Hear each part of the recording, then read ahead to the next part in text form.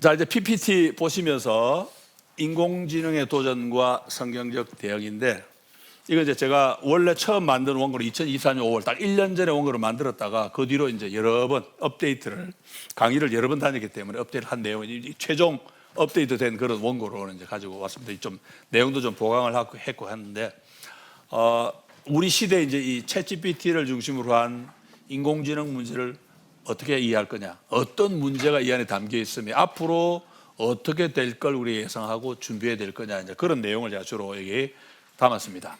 그래서 뭐 강의한 데 따라서 막 내용을 빼기도 하고 넣기도 하고 그랬는데, 오늘은 전부 다 넣었습니다. 하루도 안 뺐습니다. 전부 다 넣었고, 시간을 그래서 일부러 이제 1시간 반 정도 하자 그런지 1시간 반까지는 지금 안 될 것 같은데, 어쨌든 한번 보겠습니다. 인공지능이 초래한 변화를 우리가 분석을 하는데 세계관을 중심으로 합니다.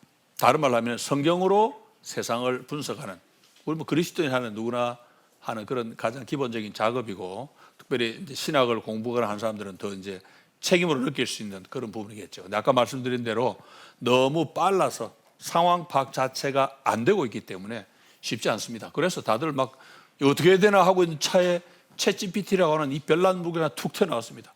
더 정신이 없습니다. 이건. 전대미문의 변혁을 일으켜, 제가 전대미문이라는 용어를 자주 쓰는데, 우리 시대가 과거하고 다르다는 걸 늘 기억을 해야 됩니다. 그러다 보니까 고민이 많습니다. 질문도 많습니다. 그런데 그 많은 질문에게 답은 하나도 안 나왔습니다. 앞으로도 질문만 계속 많아질 가능성이 크죠. 결국 이제 이 디지털 기술이 발전하면서 세계관을 어떻게 형성할 거냐, 이걸 제가 이제 관심 가는데, 저는 뭐 문과 출신이고 이 컴퓨터 이런 거 잘 모릅니다. 인공지능 자체를 연구하는 사람도 아니고. 그렇지만 그것이 세계관에 어떤 영향을 미치고 있는가는 또 제가 공부하는 전문 분야에 맞기 때문에 좀 관심을 많이 갖고 있고, 그리고 이제 이 인공지능이 가져온 새로운 세계관이 아까 말씀드린 것처럼 자연과학이나 포스트모더니즘 관계 손에 손잡고 반전통적이고 반기독교적인 그런 틀을 만들어 간다 하는 것이 제 생각입니다. 아까 말한 대로 질문은 많고 답은 없습니다. 그래서 여기도 역시 우리가 한번 생각해보는, 생각의 물꼬를 트는 그런 시간이고, 많은 대화와 연구가 있어야 우리가 한 걸음 한 걸음 나아갈 수 있지 않겠는 생각이 됩니다. 고대 그리스 신화를 두 대목 먼저 소개를 합니다. 피그말리온 신 이야기하고 신들의 반역 이야기인데, 피그말리온 이야기는 제가 4년 전에 쓴 책에도 언급을 했습니다. 피그말리온은 지중해 키프로스 섬에 살고 있던 조각가인데, 섬 여자들이, 키프로스 섬은 아프로디테가 주신입니다. 그러니까 섬 여자들이 아프로디테를 잘 안 섬겨가지고 아프로디테한테 벌을 받아 전부 창녀가 됩니다. 그래서 이 피그말리온은 나는 여자하고 결혼하기 싫다 그러면서 자기가 조각가니까 공들여서 조각을 하나 만들었습니다. 그리고 조각을 너무 예쁘게 만들어가지고 자기가 이 조각과 사랑에 빠지고 사랑이 깊어지면서 나중에 아프로디테를 기념하는 축제가 열리자 거기 가서 아프로디테 여신에게 기도를 합니다.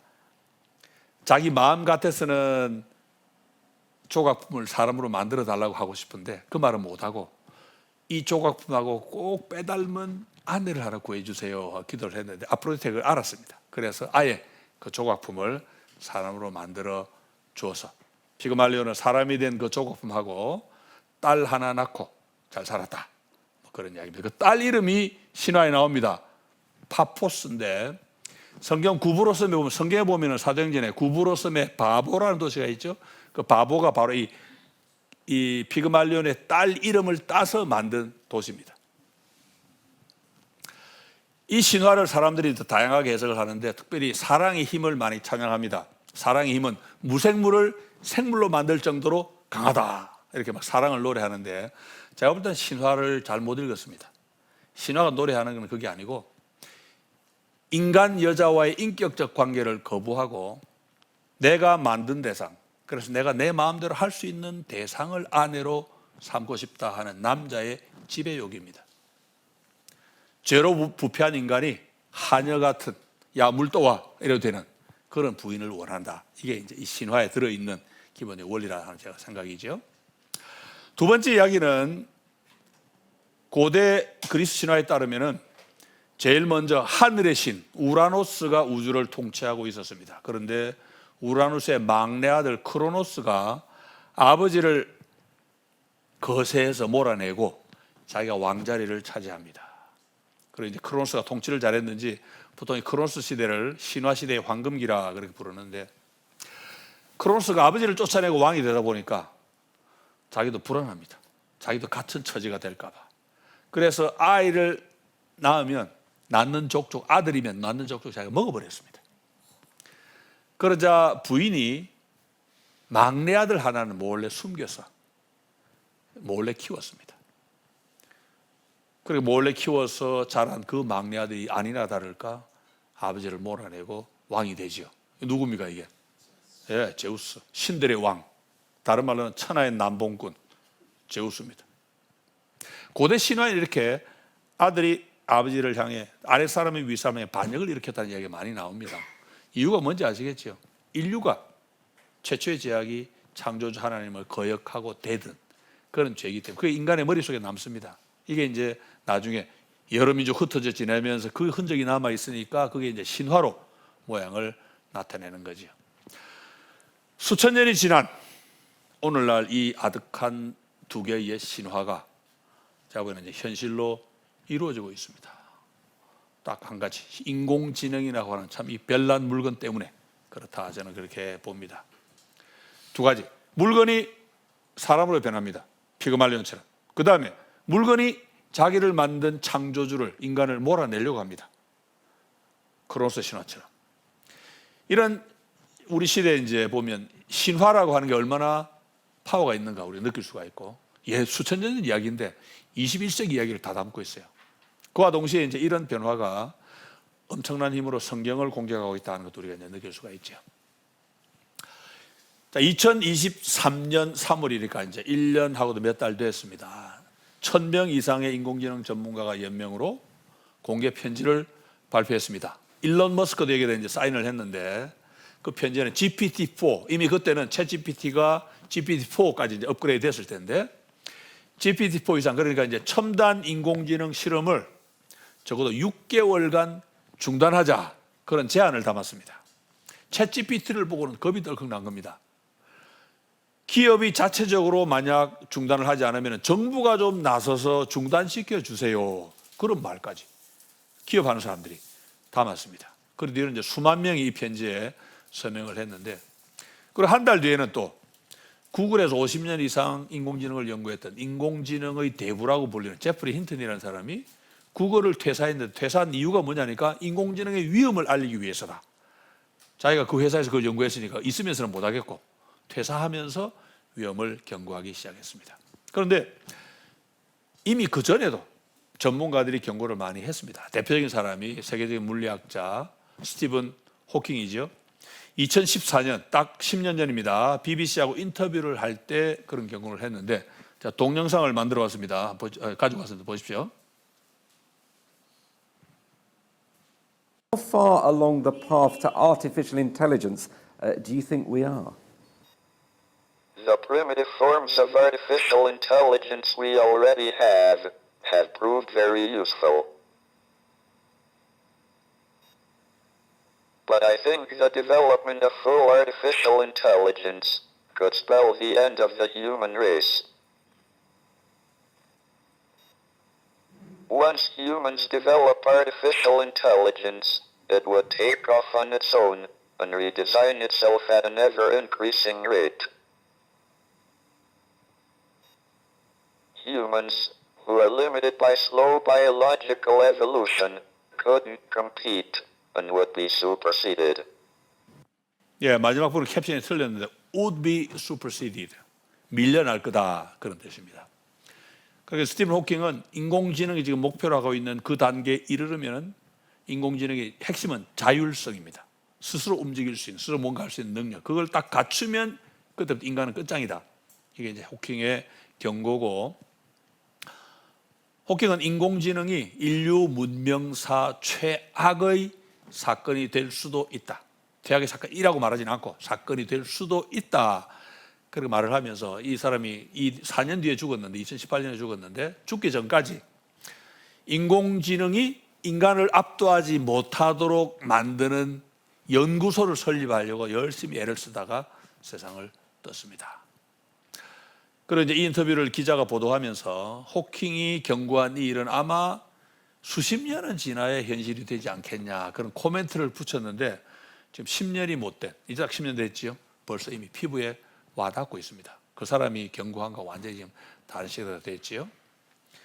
2013년 호킹 인터뷰하기 1년 전에 나온 책이 이제 우리 아까 말씀드렸던 Our Final Invention, 우리의 마지막 발명품, 인공지능을 두고 이제 그런 이야기를 이미 종말론적인 이야기를 한 거죠.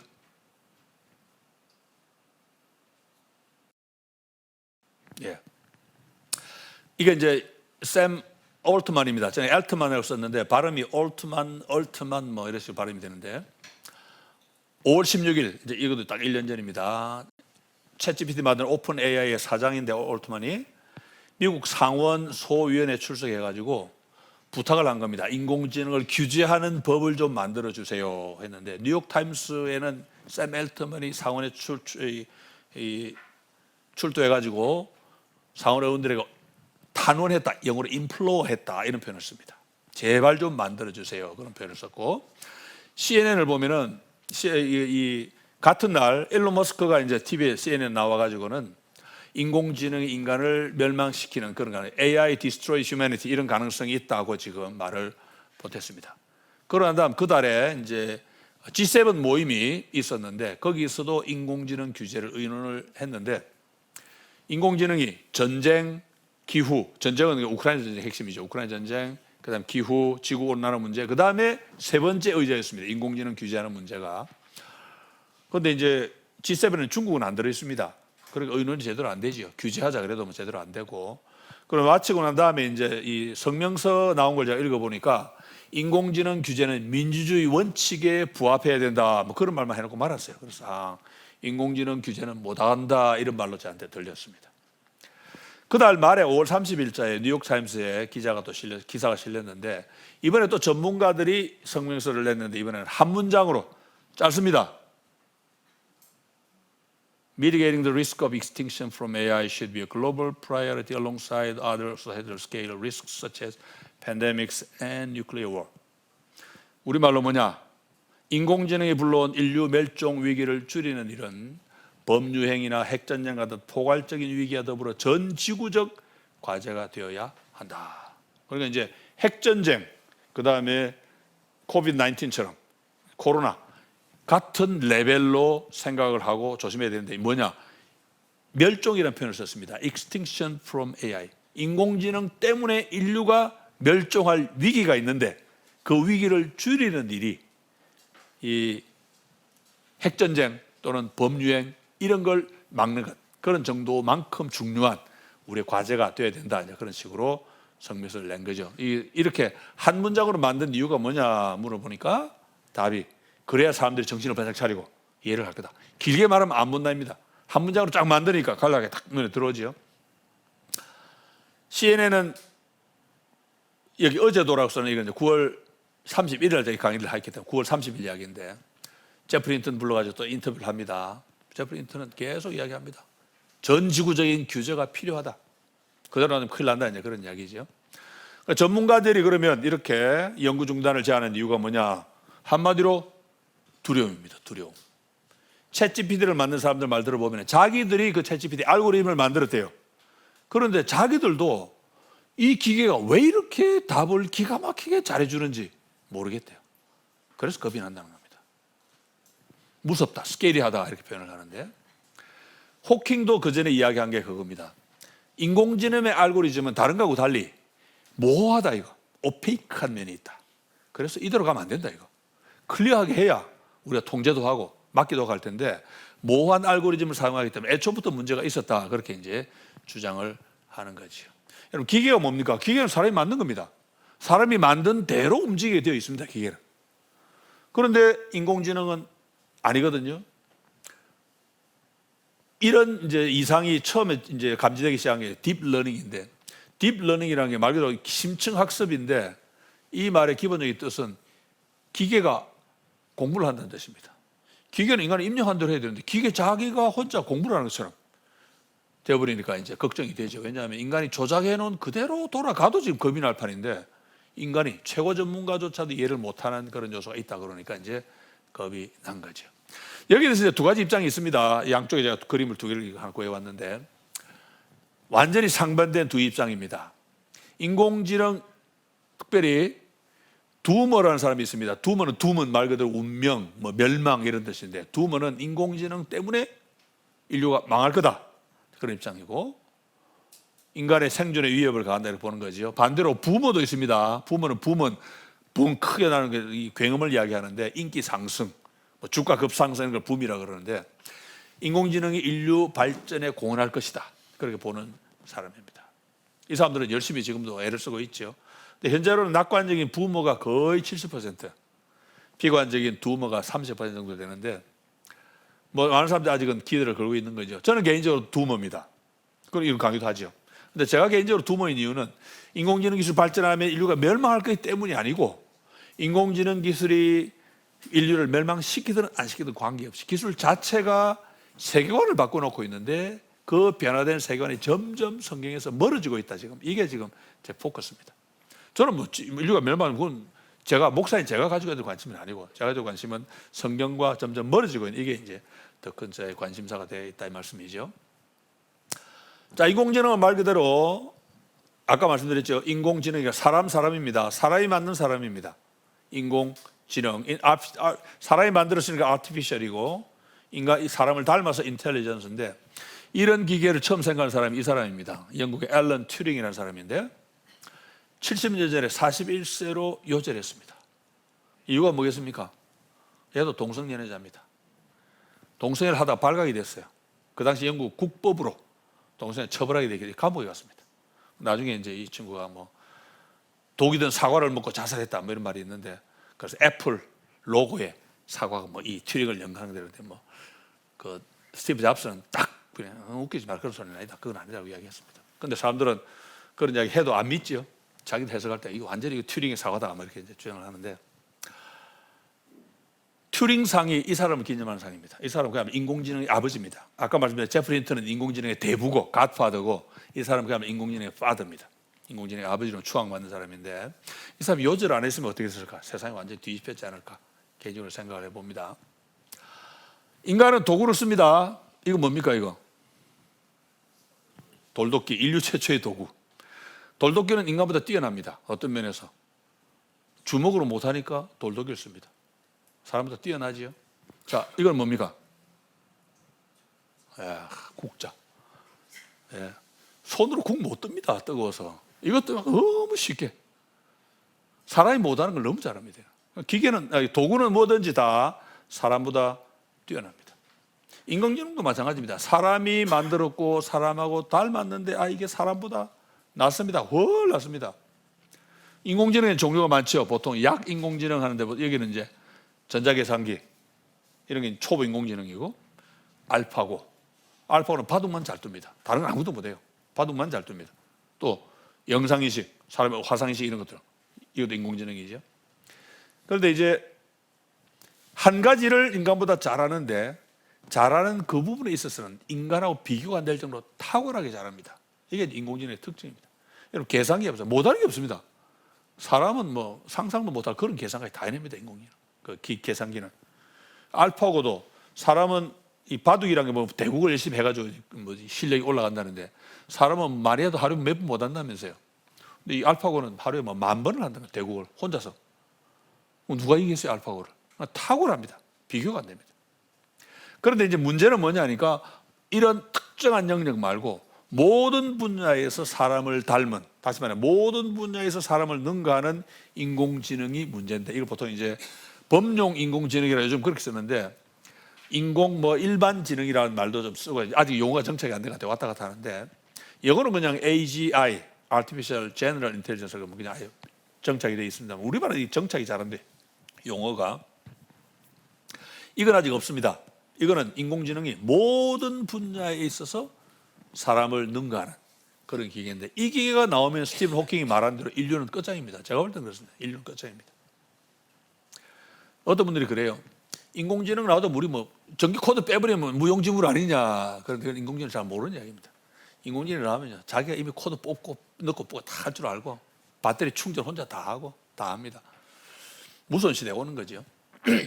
인공지능 발전에 큰 획을 그은 이제 사건이 사실 딥러닝인데 심층학습이죠. 기계가 예술 복습을 합니다.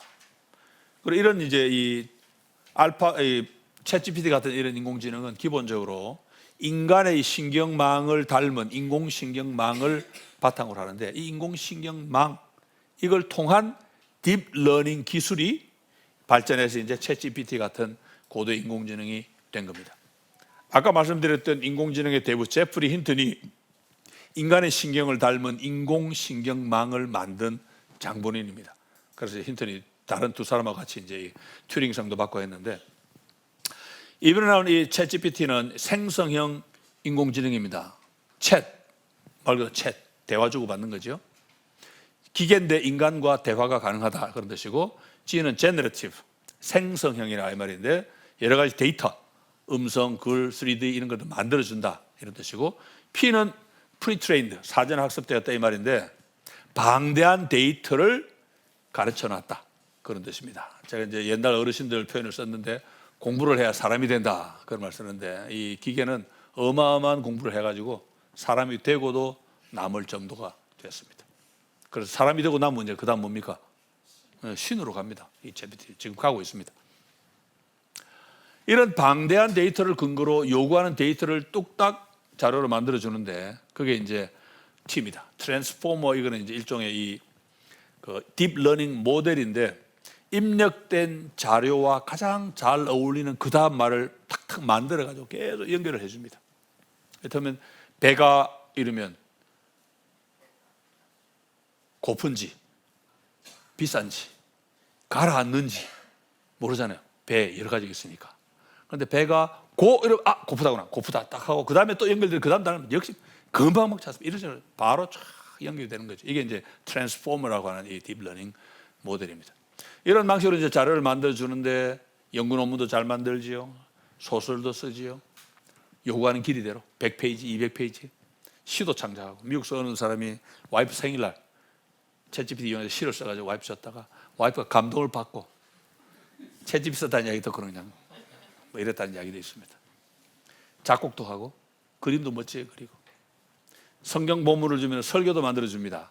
5분짜리 하면 한 페이지, 10분짜리 하면 2페이지 새신자용, 어린이용 다 나옵니다. 그런데 앞에서 말했듯이 왜 이렇게 잘 만드는지는 만드는 사람들도 모릅니다. 그래서 겁이 나죠. 그래서 야 이거 안 되겠다. 연구 좀 쉬자 이거 우리.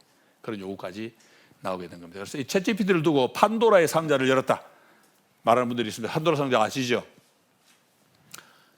판도라의 상자는 판도라가 이 판이 전부란 뜻이고 도라는 선물인데 모든 선물을 가리키는데 뚜껑을 여는 순간 나쁜 것들이 전부 다 도망가 버립니다. 인간 세계에 확 스며드는 거예요. 그래서 급히 뚜껑을 팍 닫았는데 마지막 남은 한 가지가 뭐라 그러십니까? 탈출 못하고 남은 게 희망이랍니다. 희망. 그래서 아주 절망적인 그런 설명을 해주는 거예요. 어쨌든 뚜껑 닫아도 이미 늦습니다. 이미 다 퍼져버렸고 뚜껑을 닫을 수도 없는 게 만약 미국이 뚜껑을 닫으면 어떻게 됩니까? 중국이 치고 나가버립니다. 못 닫습니다. 빨리 열어야 됩니다. 그래서 인공지능은 지금 이제 램프의 요정 지니처럼 됐다. 램프의 요정은 뭡니까? 일단 나오면 다시 집어넣을 수가 없어요. 우리 인간이 할 수 있는 건 뭐냐? 세 가지 소원을 잘 말해서 그냥 혜택 받는 게 답니다. 더 이상 할 수 있는 게 없지요. 지니의 소나기에서 못 벗어납니다. 자, 이제 공개 편지나 이런 경고문 이런 것들이 세 가지 위험을 경고합니다. 세 가지 소원이 아니고 세 가지 위험입니다. 첫 번째는 뭐냐? 거짓 정보를 통제할 수 없게 된다. 여러분 심각합니다. 왜냐? 이미 가짜 뉴스가 어마어마하게 퍼져 있습니다. 정보가 너무 많아가지고 이제는 정보 하나하나마다 이게 진짜냐 가짜냐 판정 못합니다. 너무 많아서. 그런 시대가 됐는데 누가 거짓말로 확 풀었다. 어떻게 됩니까? 진위를 판별할 수가 없습니다. 가짜뉴스가 지금이나 범람하는데 더 혼란스러워지겠죠. 가짜뉴스가 퍼지면 어떻게 됩니까? 우리 의사 선생님 볼 때 어떻습니까? 건강을 박살낼 수 있습니다. 인터넷 가보면 막 그럴듯한데 따라했다 죽을 수 있습니다. 그 다음에 목숨 빼앗아갈 수도 있죠. 대통령 바꿀 수도 있습니다. 거짓말 확 퍼뜨려가지고 회사 망하게 할 수도 있고 신천지를 확 그냥 아니면 신천지 빠져버리게 만들 수도 있고. 그리고 이제 제가 늘 생각하기에 거짓말은 마귀가 잘하는 마귀의 주특기이기 때문에 거짓말을 확 퍼뜨려가지고 교회에 유익이 되거나 뭐 좋은 일이 있을 것 같지는 않아요. 거짓말은 안 좋은 결과만 나오죠. 그런데 이제 문제는 거짓말이 많아지는 뿐만 아니고 철학적 이슈인데 절대 기준이 없었다 그랬죠. 진리에 대해서. 이제 그게 여기 적용이 됩니다.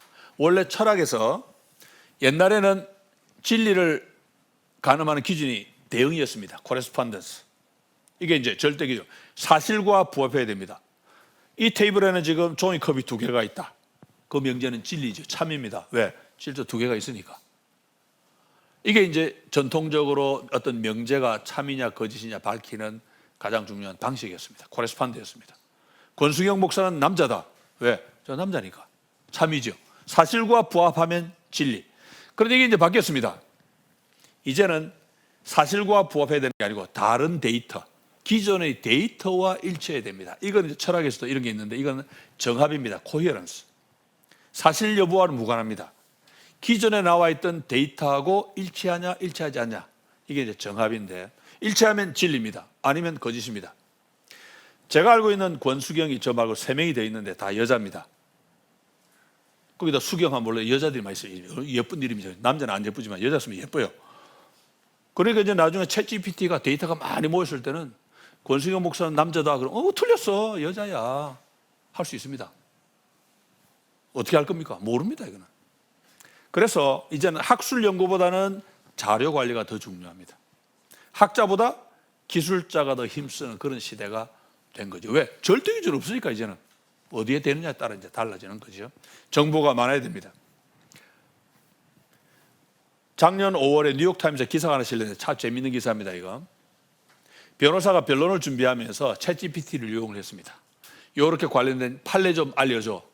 챗GPT 판례를 여러 개를 만들었는데 변호사가 보기 깜짝 놀란 게 자기한테 유리한 판례가 너무 많은 거예요.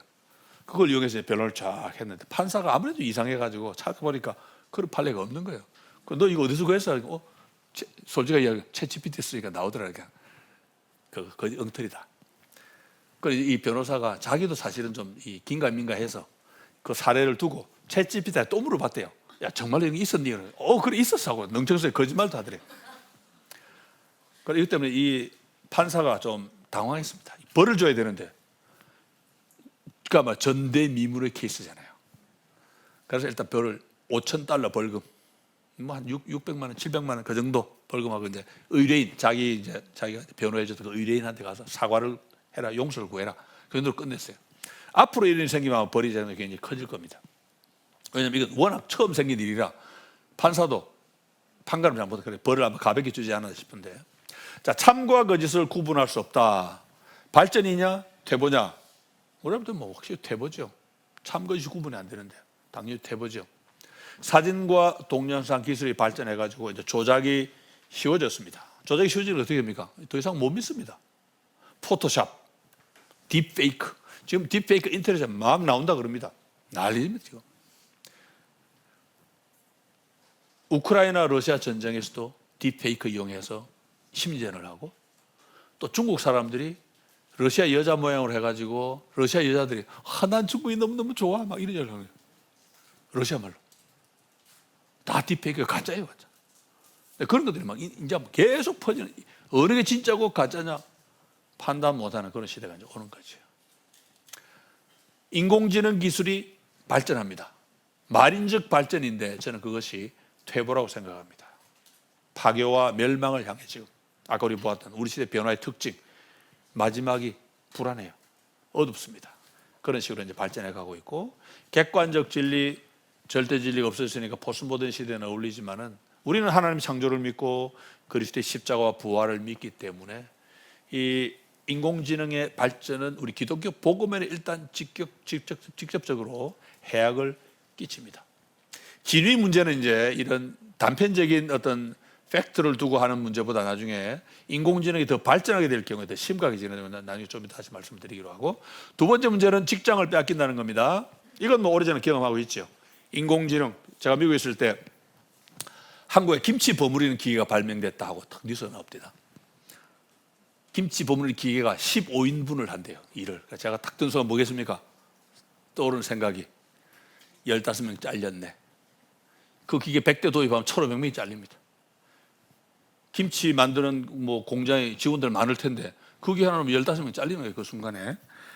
뭐 고속도로 요금소 뭐 기계하고 인간 비교가 안 됩니다. 편리함이나 이런 것들은. 어떤 분들은 그래, 인공지능이 발전하면 또 새로운 직장이 창출이 될 거다. 되지요. 그런데 새로 창출된 직장은 고도의 효율성을 바탕으로 하기 때문에 기존의 직장이 1000개, 10,000개 없어지면 새로 생기는 직장은 한두 개밖에 안 됩니다. 작년에 예상하기를 인공지능이 발전하면 지금 곧 없어질 직업을 3억 개로 봅니다. 3억 개의 직장이 없어질 것이다. 작년에 나온 자료가 그렇습니다. 올해는 한번 더 많아질지도 몰라요. 지금 청년 실업 때문에 난리죠. 한국만 그런 게 아니고 전 세계적으로 그렇습니다. 좋아질 거냐? 안 좋아집니다. 청년 실업 더 악화됩니다. 앞으로. 일할 자리가 없어요. 점점 그렇게 됩니다. 이제 대비해야 됩니다. 그러니까 이제 기계 때문에 쫓겨난 사람들, 고속도로 요금소 직원 쫓겨나고 난 다음에 기계가 얼마나 밉겠어요. 운전해 가서 고속도로 통해서 띵동 지날 때마다 기분 나쁘겠죠, 그분들은. 저 기계가 없으면 내가 아직도 지금 일하고 돈 벌고 월급 받을 텐데 저 기계 때문에 쫓겨났단 말이에요. 그러니까 이제 피그말리오는 물건을 향해 사랑의 감정을 가졌는데 오늘날 사랑의 감정은 아니라도 쫓겨나신 분들은 기계를 향해서 미운 마음은 생기지 않겠나. 신호하고 상당히 이제 근접하는 겁니다. 예, 샘 앨트먼 뭐 쫓겨나고 하는 그런 문제 그냥 건너가십시다. 자, 직장 가운데 이제 인공지능이 처음에 이제 막 발전이 될 때 그런 예측이 있었습니다. 직장 가운데 뭐 의사, 판사 이런 직업은 인공지능이 곧 대체하겠지만은 목사는 못할 거다. 그런 예측이 있었습니다. 그런 거 기억나시죠? 왜? 인격적으로 사람을 돌보는 일이기 때문에 그건 기계가 못한다. 뭐 기계하고 사람이 어떻게 마음을 주고 받겠냐 그런 이야기인데 최근 들어 상황이 변하고 있습니다. 인간과 기계가 정서적 교감을 나눌 수 있다. 그런 실험 결과가 쏙 나오는데 거기 제가 적어놓은 대로 작년 4월 말 미국 의학협회, 우리 제 집사람이 정보를 줘서 알았는데 자마라는 저널에 논문에 실렸는데 의료 상담을 똑같은 의료 상담을 인간 의사에게도 하고 챗GPT한테도 하고 이렇게 해서 이제 케이스를 쭉 모아서 585건을 해봤습니다. 그러고 난 다음에 이제 의료 전문가들이 의사, 뭐 간호사, 뭐 사회보장사, 뭐 여러 사람들, 복지사 이런 사람들 모여가지고 이제 분석을 했는데 분석을 한 결과 챗GPT가 인간 의사를 압도했는데 의료 지식 면에서는 3.6배, 그러니까 선호도를 이야기하는 겁니다. 의료 전문가들이 분석해서 챗GPT가 준 답이 더 낫다 해서 3.6배 정도가 그리 갖고 기계가 훨씬 많이 알겠죠, 사람보다. 기계는 그냥 집어넣는 데이터만 들어가니까. 그런데 문제는 정서적인 교감, 영어로 empathy라고 썼는데 말하자면 공감이죠, 공감. 챗GPT와 이 인간이 공감하는 문제에서 챗GPT가 준 답변에 대한 선호도가 인간 의사가 한 답변에 대한 선호도보다 9.8배가 높았습니다. 10배 더 높더라. 이게 결론입니다. 목사는 긴장해야 됩니다. 법조인, 의료인도 대신하고 인격적 교감이 필요하다는 목사까지 대신할 수 있다. 그럼 이제 기계가 못할 거 없죠. 그래서 이렇게 정서적 교감이 가능하기 때문에 인공지능이 무섭다 개인적으로 생각을 합니다. 사람과 사람이 인격적으로 대하는 일은 참 어렵습니다. 저는 그래서 연애를 늘 보게 됩니다. 연애할 때 참 남자들이 당황스러운 게 뭡니까? 오빠는 내가 왜 화났는지 몰라? 여기 다 보세요. 오빠는 내가 왜 화났는지 몰라? 모르죠. 그래서 피그말리온도 사람 제쳐놓고 조각품하고 결혼을 한 겁니다. 인간 의사는 귀찮아할 수도 있고 짜증을 낼 수도 있죠. 그런데 기계는요, 조작만 잘해놓으면 항상 웃으면서 항상 친절하게 항상 최상의 서비스를 절대 안 지치고 제공해 줍니다. 거기다가 지식도 월등한데 당연히 기계한테 가죠. 누가 사람한테 가겠습니까? 기계가 잘하면 다 기계 선호합니다. 요즘에 키오스크 많이 쓰시지요? 가게 가서. 저 처음 키오스크 억수 싫어했습니다. 사람 만나면 대화하는 게 좋았는데 키오스크 몇 번 써보니까 저도 이제 키오스크 훨씬 편해요. 사람 대하는 게 싫어. 사람을 대할 때 어떻게 됩니까? 인사부터 우리도 착하니까 인사도 해야 되잖아요. 인사해야 되는데 인사가 나면 또 뭐 말이 길다 짧다 시비가 나올 수도 있고 뭐. 그런데 기계하고 마음으로 걱정 없습니다. 다 그렇게 가는 거죠. 그래서 인공지능이 발달하면 발달할수록 우리가 예상할 수 있는 게 뭡니까? 사람과 사람 사이는 그만큼 멀어지겠구나. 기계가 대신하니까 사람 만날 필요가 없죠. 점점 멀어질 수 있죠. 세 번째 단계는 이제 인류의 위협이 되는 건데 이거는 이제 기계가 완전한 인공지능이 안 돼도 인공지능이 이제 발전하면 이게 나쁜 사람 손에 들어가면 큰일 납니다. 미국에서 이제 중국 걱정하고 러시아 걱정하죠. 지금 안 그래도 미국도 지금 벌써 인공지능을 이용한 전쟁 계획 다 세워놨습니다. 옛날에 드론이 처음 나왔을 때 드론을 무게 쓰지 말자 그런 얘기 하죠. 말이 됩니까? 그거 쓰면 편리한데 왜 안 써요? 다 쓰지. 지금도 씁니다. 무기로. 인공지능까지 나오면 더 심각한 사태가 되죠.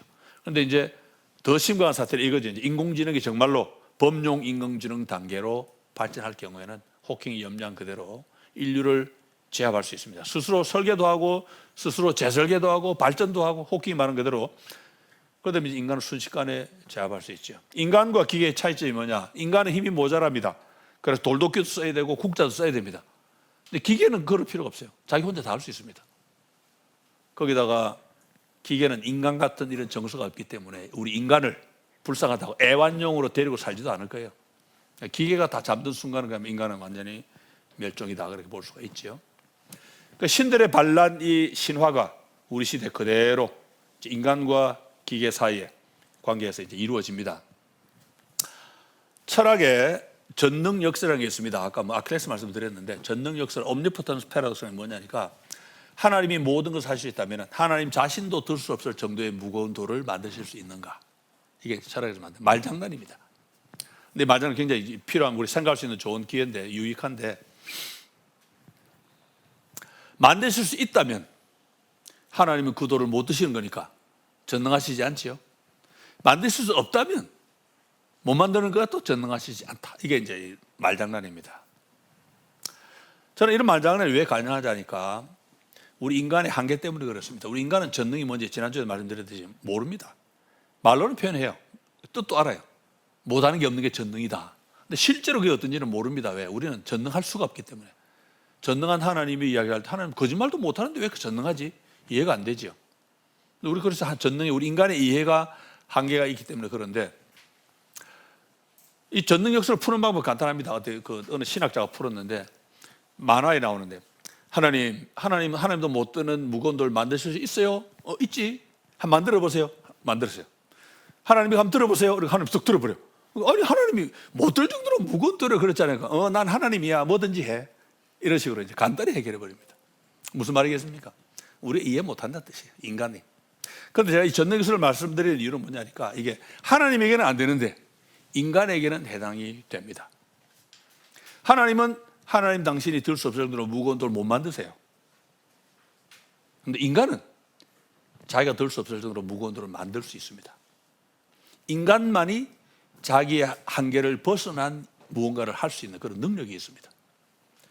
짐승도 못합니다. 이거 하나님도 못하세요. 인간만 할 수 있습니다. 제가 볼 때 이게 아마 인간이 피조물이지만 하나님을 닮았기 때문에 그런 게 아닌가 개인적으로 생각을 해봅니다. 자, 새 기술이 하나 나오면 우리 인간 생활이 바뀝니다. 그러니까 물건 하나 탁 나오면 그 물건 따라 살아가는 패턴이 완전히 바뀌죠. 이를테면 에어컨이 탁 나왔습니다. 에어컨이 나오기 전에는 미국에 이제 사막 같은 그런 지역 사람 못 살았습니다. 에어컨 탁 나오니까 뭐 저 사막에 그 뜨거운 자리에 피닉스 100만 명 삽니다. 100만 명. 얼마든지 가능합니다. 물건 하나가 사람 생활을 바꾸는데 챗GPT가 등장하면서 미국의 교육 방식이 근본적으로 바뀌게 되는 이게 이제 제가 공부하는 학교가 예일 유니버시티인데 저 뒤에 길게 솟아있는 저 브라운 갈색 건물 저 뒤쪽으로 해서 살던 집도 있었습니다만 왜 얘기 제가 올렸겠습니까? 미국은 대학 3학년 정도 주니어부터는 거의 시험 안 칩니다. 웬만하면 다 그 과목에 관련된 주제를 가지고 리포트를 쓰는 거예요. 텀 페이퍼라 부르기도 하고 그냥 페이퍼라 부르기도 하는데 페이퍼 쓰는 거예요. 소논문이죠. 그러게 이제 뭐 이 자기가 마음에 드는 주제 있으면 가지고 지도교사 의논해서 제가 교수님 이거에 대해 쓰고 싶으면 그리고 써라. 그렇게 쓰면 돼요. 그럼 그게 이제 그걸로 이제 그 학기에 성적을 냅니다. 시험 거의 안 칩니다. 그런데 이게 이제 불가능하게 됐습니다. 왜냐하니까 이 챗GPT가 제일 잘하는 게 이거예요. 주제를 딱 주면 소논문을 쓰는 기가 막히게 써내고 그 다음에 이 챗GPT의 특징이 뭐냐니까 하나 쓰죠. 그 다음에 하나 써줘 또 하잖아요. 완전히 다르게 씁니다. 그래서 기계 쓴지 사람이 구분이 안 돼요. 만약에 똑같이 쓴다 그러면은 교수가 딱 해보고 야 너 이거 뺏겼네 할 수 있는데 교수가 물어보면 또 다르게 쓰고 내가 물으면 또 다르게 쓰고 다음에 다시 하라면 또 다르게 하고 판정이 안 됩니다. 그래서 이제는 그렇게 성적을 낼 수 없기 때문에 어떻게 됩니까? 제가 생각할 때 딱 답은 요거밖에 없습니다. 뭡니까? 시험 쳐야 돼요. 예, 과거 시험인데 과거로 돌아가는 거예요. 예, 과거를 치든 과거로 가든 과거로 가야 됩니다. 시험에는 방법이 없습니다. 그러면 시험과 연구 논문의 차이가 뭡니까? 연구 논문은 자료를 다 찾아야 되죠. 찾기 전에 기본적으로 좀 알아야 됩니다. 찾아가지고 자료를 갈무리하고 정리하고 논리적으로 정리하고 해서 사실은 연구 논문은 생각하는 훈련이고 논리 훈련이고 정리하는 훈련이고 여러 방면의 훈련이 됩니다. 시험은 뭡니까? 시험은 암기입니다, 그냥. 물론 시험에도 논리가 있긴 하죠. 그런데 시험 답안지 쓸 때 논리로 쓰는 법 어디 있습니까? 그냥 많이 외워서 많이 쓰면 그냥 땡입니다. 결국은 인간의 지적인 능력이 퇴보할 수밖에 없습니다. 왜 미국 사람 3학년 때부터 지금까지 시험 안 치고 턴페이퍼를 쓰게 했냐? 그 지적 훈련이 잘 되니까 그렇게 한 거예요. 근데 기계가 대신해서 안 되니까 이제는 할 수 없이 과거로 돌아가야 되니까 지적인 수준은 내려갈 수밖에 없지요. 어떤 사람이 이제 뭐 챗GPT를 써보고 아주 심층적인 학습이 뭡니까? 학술 논문은 못 쓰더라. 그러면 옛날 이야기입니다. 금방 진화합니다. 구글 번역이 처음 나올 사람들 웃었어요. 얼마나 웃기는 번역 많이 했습니까? 지금 완벽합니다. 번역기들은 기가 막히게 잘합니다. 외국 안 배워도 될 정도로. 그리고 이제 막 경쟁이 이제 벌어지지요. 오픈AI에서 이제 챗GPT 내고 난 다음에 구글에서도 바알들을 내놨습니다. 물론 아직은 뭐 힘도 못 씁니다만은 경쟁을 하면은 서로 막 이제 발전을 빨리 하겠지요. 그러니까 앞으로는 챗GPT를 내가 비서로 쓰면은 모든 사람이 아리스토텔레스 정도 수준의 비서를 데리고 있는 거예요. 아니면 근대로 오면 라이프니츠 같은 사람. 라이프니츠 이 사람은 문과학과가 없습니다. 라이프니츠는 철학에서 위대한 탁월한 철학자고 정치도 많이 했고 미적분을 만들어낸 사람이잖아요. 미적분의 창시자가 라이프니츠입니다. 이거 뭐 천재입니다, 천재 이런 사람들. 그런 사람을 내가 이제 비서로 두고 쓰는 거예요. 챗GPT가 창작을 합니다. 시도 쓰고 소설도 만들어주고 작곡도 하고 그림도 그리고. 이걸 다른 말로 하면은 인문학과 예술은 생태계가 붕괴한다 그렇게 보면 됩니다. 지난번에 TV에 나온 한 분이 이런 이야기를 했던데 저는 뭐 10분 동의하지요.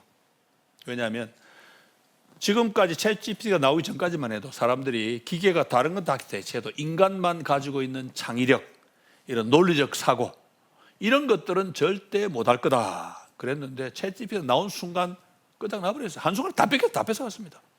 창의력, 구성력, 논리적 사고 이런 건 다 순식간에 다 없어졌습니다. 미국 할리우드 작가들이 작년에 몇 달 파방 여러분 기억나시죠? 열심히 파업을 했는데 할리우드는 작가만 만 단위로 많습니다. 어마어마하게 많습니다. 극 쓰는 극작가들이. 이 사람들 요구한 조건 제일 중요한 게 뭐냐면 인공지능으로 만든 희곡을 규제해라. 영화 제작자들은 원래 계획 이를테면은 뭐 오징어 게임. 오징어 게임이 기본적인 전체 흐름은 사람이 만들고 그다음 에피소드가 이제 한 개부터 이제 뭐 에피소드 1부터 10까지 있다. 그럼 그 에피소드 하나하나는 인공지능한테 맡기려고 그랬어요. 그리고 사람은 이제 인공지능이 만들고 난 다음에 좀 어이없이 이상한 실수 같은 거 할 수 있으니까 그 고치는 작업은 사람에게 맡기려고. 이게 원래 영화 제작들의 원래 플랜입니다. 가장 돈이 많이 드는 게 에피소드 만드는 거예요. 기계를 쓰면 한 푼도 안 듭니다. 사람 맡기면 100만 단위 돈이 들어가요. 내가 영화 제작자로 당연히 기계 돌리지 왜 사람 쓰겠어요? 그리고 이제 실수 고치는 거는 알바비만 주면 되잖아요, 그러면. 그러니까 이 극작가들이 들고 일어난 겁니다. 그래서 몇 달을 파업을 하고 나중에 영화 배우들도 동참하고 뭐 복잡했는데 지금 파업이 이제 9월에 끝났습니다. 3년짜리 합의서를 만들었다니 제가 합의서 읽어봤더니 작가들은 인공지능 써도 된대요, 자기들은. 자기들 챗GPT 써도 돼. 그런데 영화 제작자에서는 자기를 강요하면 안 된다 그러고 자기들이 드라마 대본을 쓰고 난 다음에 그걸 챗GPT한테 절대 학습시키지 말 것. 뭐 이런 식으로 조건을 붙여놨는데 지금 이제 합의된 지가 이제 1년 아직 안 됐습니다. 제가 그냥 예상하기에는 이 3년짜리 계약입니다. 이 3년이 가기 전에 영화 제작들이 다른 방법을 또 만들어낼 겁니다. 우리 시대 제일 힘든 건 돈입니다, 돈. 돈이 되는 방법이 있는데 누가 연구 안 하겠어요? 아마 뉴스가 나오면 제가 옳았다는 여러분 아마 아실 겁니다. 챗GPT하고 알파고의 차이점이 뭡니까? 알파고가 사람보다 바둑을 수만 배, 수백만 배 더 잘 두지만 지금도 바둑대회 합니다. 세계 챔피언이 있습니다. 상금 억 단위로 막 줍니다. 왜? 알파고 넌 참전 못하게 하면 됩니다. 빼고 하면 돼요. 근데 인문학, 예술 이건 안 됩니다. 빼고 할 수가 없어요. 그래서 사람이 결국은 기계하고 경쟁해야 됩니다. 얼마 전에 한국에서 무슨 작곡 무슨 대회 하는데 1등 한 분이 기계 돌려서 해온 거라고 이야기합니다. 챗GPT에서 자기가 가져온 거라고. 난리가 났죠. 그것도. 사람이 결국은 이거 누군지 아시겠죠? 이 커제입니다. 커제가 알파고한테 지고 지금 저렇게 침통한 표정을 지고 있는데, 처음에는 사람이니까 교육받는 차원에서 창의력 훈련, 논리적 훈련, 뭐 사고력 훈련 받겠지요. 그런데 기계하고 경쟁할 정도 딱 되면 이제 더 안 할래 할 겁니다. 왜 해도 못 이기는데요. 하면 뭐합니까? 시간 낭비지. 결국 밀릴 건데요. 그럼 그런 일에 기울이는 노력이 줄어들겠지요. 그래서 저는 사람이 존엄한 하나님의 형상으로 창작도 하고 창작한 걸 음미도 하고 즐기고 막 아주 존엄한 그런 인간의 모습을 가졌다가 이제는 그런 걸 다 관두고, 제가 하는 표현대로 하면 먹고 놀고 싸다가 죽는 동물입니다. 그냥 존엄한 거 없어요. 이제는 그런 식으로 내려갈 수도 있다, 그래 보는 거죠. 그리고 챗GPT를 써본 한 분이 작곡하신 분 같은데, 제가 글을 읽었습니다. 챗GPT의 작곡 능력을 자기가 테스트해 보니까 인간만 할 수 있는 섬세한 감정 터치는 못하더라. 제가 글을 읽고 또 제가 가만히 있을 수 없잖아요. 제 제자 중에 혹시 아세요? 최우정이라고, 지금 서울대 작곡가 교수입니다.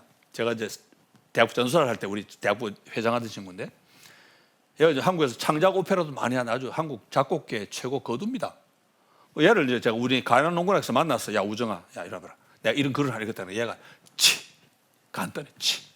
자기가 테스트 해봤는데 자기보다 작곡을 잘한답니다. 그리고 그 정서 이야기를 했더니 자기가 볼 때 인간의 정서적인 부분도 훨씬 터치를 이미 잘하고 앞으로는 더 좋아질 거다. 뭐 저는 전문가 아니면 모릅니다. 이제 뭐 서울대 작곡 교수가 그런 이야기를 하니까 뭐 저는 그렇다고 믿죠. 창작 오페라 이 친구 굉장히 성황리에 여러 개를 공연한 친구입니다. 그러니까 챗GPT가 특히 잘하는 게 자료조사, 논문 쓰기. 그래서 감히 예상해 보기에는 아마 멀지 않은 시대에 인문학 쪽에는 박사학위가 없을 가능성이 많습니다. 인문학 박사학위라는 게 뭡니까? 관련된 자료 모아가지고 하나의 논리를 만들어서 쫙 일관성있게 엮어내는 건데, 그럼 기계 탁 치면 금방 해냅니다. 순식간에 해냅니다. 아무 의미가 없어요. 만약에 박사학위가 더 남아있다 그러면 저는 박사학위를 주는 방식이 달라지지 않겠나 예상을 하죠. 논문 쓰는 거 말고 뭐 그냥 코스웍만 몇 년 다니고 난 다음에는 박사해라 주든지. 제가 볼 때는 달라질 수밖에 없고, 그리고 이제 신문에 보니까 대학에 인공지능 교수가 등장했다. 저 좀 웃었죠. 왜? 인공지능 교수한 말은 이거하고 똑같습니다. 여러분 이거 볼 때마다 웃음 나십니까? 여러분 레이저 시대에 갖다 대면 죽는데 레이저 가지고 칼싸움을 하게 되면 말이 됩니까? 이 영화 제작들이 장난치는 거예요 지금. 뭐 그런 시대죠. 사람과 기계가 이제 점점 가까워집니다. 소통이 이제는 이런 기계들 때문에 소통이 잘 된다고 볼 수 있지만 이 기계가 인간과 인간의 소통 중간에 개입을 합니다. 지금 여기 청소년들 보세요. 뭐 일부러 연출을 했겠지만 모두가 폰을 보고 있죠. 서로 마주 보는 애 아무도 없습니다. 대화를 해도 폰 보여주면서 야 폰 봐라. 그렇게 하고 있죠. 폰 봐라. 대화에 폰이 직접 개입을 합니다. 기계가 개입되면 편리합니다. 사람과 사람을 대하는 것보다는. 그런데 문제는 뭐냐니까 이제 기계가 개입 안 되면 사람을 대하지를 못해요. 점점점 멀어지는 거지요. 기계는 물건입니다. 교감이 안 일어나죠. 그런데 교감이 일어나는 일이 이제 여기 일라이자 이펙트라는 말이 나오는데, 일라이자 효과, 이게 이제 피그말리언 신화하고 이제 이어져 있습니다. 일라이자가 뭐냐면 처음 등장 이 챗GPT의 선구자인데, 챗봇, 인류가 처음 만든 챗봇이 일라이자인데 이름이. 그 일라이자는 원래 아주 기초적인 의학 지식을 들려주는 그런 이 로봇이었는데, 자연 언어를 처리하는 그런 이 프로그램인데도 그걸 사용한 사람이 그 챗봇이 들려주는 정보를 받을 때 감정적인 반응이 강하게 나오는 걸 느꼈습니다. 그래서 기계와 내가 어떤 정서적 교감을 주고받는 듯한 그런 느낌을 받았고, 그래서 아까 말씀드린 것처럼 이 뭡니까? 의료 상담도 그래서 이제 통계가 나올 수가 있었던 거죠. 이 챗봇 이름이 일라이자입니다. 그래서 일라이자 효과라 부르는데 일라이자란 말이 어디서 나왔냐니까 조지 버나드 쇼가 만든 희곡 작품의 주인공 이름이 일라이자 둘리틀이라서 거기서 일라이자를 따왔는데 이 희곡 작품의 제목이 바로 이겁니다. 피그말리온입니다. 버나드 쇼가 알았어요. 버나드 쇼는 피그말리온 신화가 사랑의 힘을 노래하는 게 아니고 남자의 지배욕이라는 걸 알았습니다. 그래서 그 주제로 일라이자라고 하는 이 여자아이를, 가난한 여자아이를 부자가 거의 입양하다시피 해가지고 막 교육을 시키고 막 그야말로 귀족으로 만드는데 키워놨더니 말 안 듣습니다. 자기 세계로 가버려요. 이게 이제 원래 인간이잖아요. 피그말리온처럼 내가 만든 족에 내 말 들어 안 된다는 거예요. 그걸 이제 이 버나드 쇼가 지적을 했는데 이게 나중에 이제 이 뮤지컬로 바뀌죠. 이게 마이 페어 레이디라는 뮤지컬로 해서 뮤지컬은 데이트를 쳤는데 원작이 피그말리온입니다. 버나드 쇼는 그걸 잘 봤다고 생각을 하지요. 그러니까 이제 인간이 기계와 교감을 느끼는데 저도 이 정서를 어디서 느끼냐니까 원래 인간이 물건에서 정서적인 느낌을 갈 수 있습니다. 왜냐하면 이를테면 부모님의 유품, 아버지가 쓰시던 성경책 볼 때마다 얼마나 느낌이 와요. 함부로 못 버립니다. 어머니의 사진 따지고 보면 종이하고 잉크밖에 아닌데 어머니 뭐야 하고 있으면 못 버립니다. 물건에도 감정이 있죠. 근데 이 문제는 뭐냐니까 그런 연상이 안 되고 프로그램 자체, 기계 그 자체하고 인격적 교감을 느낀다는 게 차이가 있죠. 제가 이게 이제 써놨습니다만은 제가 이걸 처음 느끼게 된 게 이제 일본 한 회사원 이야기인데 자기 방에 제가 전에 말씀드렸습니까? 예, 그 장치를 자기가 만들어 놨는데 위로가 되더라. 저는 그걸 보면서 가능하다. 이게 이제 앞으로 인공지능이 인간 자리를 대체할 수 있는 가능성이 되는 거죠. 금방 할 수 있습니다. 우리 시대에 지금 이 결혼 기피 저출생 영향을 미칩니다.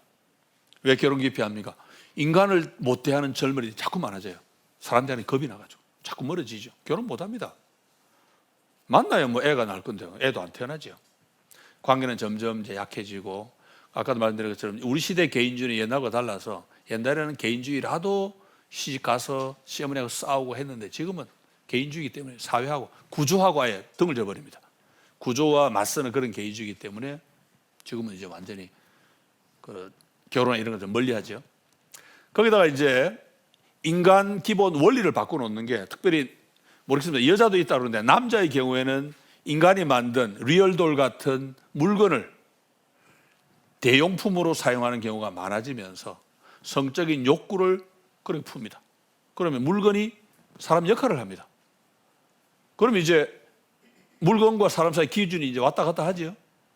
그러한 다음에 그런 물건을 쓰던 사람이 길에 나가서 살아있는 사람 여자를 볼 때 어떤 느낌이 들겠습니까? 이제 또 물건처럼 보이는 거예요. 이제 또. 그러니까 물건은 사람 노릇하고 사람은 물건처럼 보이고 이제 왔다 갔다 하는 이런 시대가 온 거죠. 자, 문제는 이제 세계관입니다. 제가 말씀드리려는 핵심도 그건데 세계관이 뭐냐 말 그대로 세계를 보는 눈입니다. 이게 이제 자연과학이 발전하고 인공지능이 발전하고 포스모더니즘이 점점 확산되면서 우리의 세계를 보는 눈을 바꾸어 놓는데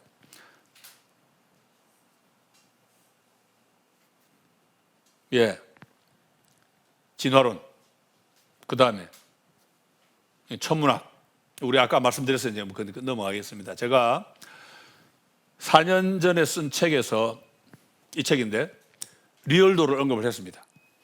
리얼도 사진을 가져올 수 없어가지고 지금 제 책 사진을 가져왔는데 뭐 보기엔 좀 이래도 이게 엄청난 예언서입니다. 예언서. 이 책에서 제가 예언을 여러 개를 했는데 4년 안 된 지금 벌써 여러 개가 맞아 들어갔어요. 미국의 낙태법 예언했는데 그대로 들어갔고 이게 지금 주문 맞춤형 설교 챗GPT 나오면서 금방 또 이루어요. 저는 이렇게 빨리 나올 줄 몰랐어요. 진짜 이 책 만들 때만 해도 점점 이런 문제들이 많아지는데 결국 이제 문제는 아까 말씀드린 것처럼 이제 인간이란 무엇인가를 쪽으로 계속 갑니다. 서양에서는 성경적 사고가 강하기 때문에 전통적 사고가 기독교적인 요소가 많았고 동양에서도 사실은 하나님 주신 일반 은혜를 통해서 그걸 많이 느꼈는데 이제는 이런 변화를 통해서 전통적인 가치관, 신과 인간과 피조물 사이 이런 관계가 완전히 혼란에 빠지고 어마어마한 이제 이 혁명적인 그런 변화가 지금 일어나고 있는 거죠. 자, 이런 변화의 핵심은 영적 차원으로 보는데 이 부분은 좀 빨리 건너가겠습니다. 그래서 여기 써놓은 대로 제가 57페이지 위에 써놓은 대로 이 기독교 내에서 인공지능을 이용해서 성경이 말하는 약속을 성취해 보려고 하는 그런 종파가 이미 나왔습니다. 대표적으로 영생. 예수 그리스도 믿어서 영생 얻는 게 아니고 인공지능의 힘으로 안 죽어서 영생을 누려보겠다. 이런 종파가 나왔고, 사실은 우리가 늘 조심할 것이 성경이 하나님의 은혜로만 가능하다고 말하는 것을 은혜 없이 이루려고 하면 그게 이제 이단이 되고 이제 뭐 사단을 일으키게 되는데, 마르크스의 공산주의도 마찬가지입니다. 하나님 은혜가 있어야 서로 사랑으로 나누고 더불어 사는 공동체가 되는데 은혜는 없이 강제로 하다가 사람만 죽였습니다. 수천만 명을 죽였습니다. 이게 이곡시 보셨습니까? 응삼이가 돌아왔다. 예, 그냥 박윤배 씨 모양을 만들어 놓고 이 사람 데이터만 잔뜩 입력을 해놨습니다. 그러니까 살아있는 사람하고 대화가 돼요. 왜? 박윤비 씨 관련된 과거의 추억 이야기하고, 박윤비 자기도 알거든요. 그러니까 그때 맞아, 우리 그때 만나서 뭐 마시기로 했었는데 뭐 못했지. 대화가 됩니다. 뭐 여기 참여하는 사람 울어요. 진짜 사람하고 대화하는 것처럼 느껴지니까. 이런 일들이 앞으로는 점점 많아질 텐데, 지금 여기 뭐 좀 이런 건 다 건너가 있습니다. 다른 종교에서 지금 챗GPT 어떻게 쓰느냐 하는 문제인데,